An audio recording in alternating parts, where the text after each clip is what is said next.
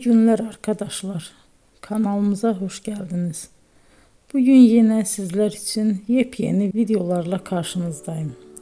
İki başarılı oyuncularımız Elçin Sangu ve Barış Ardus'tan güzel paylaşımlarını sizler için hazırladık. Elçin Sangu, Sevdim Alabora, Yalancı ve Mumları, Kiralık Aşk, İyi Günde Kötü Günde bu dizilerde rol almış ve herkes tarafından çok beğenilmiştir.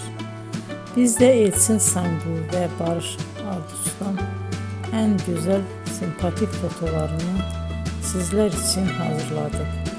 Bu karelerin devamını istiyorsanız emeğe saygı olarak kanalımıza abone olup yorum yazmayı unutmayın arkadaşlar. Teşekkür ederim.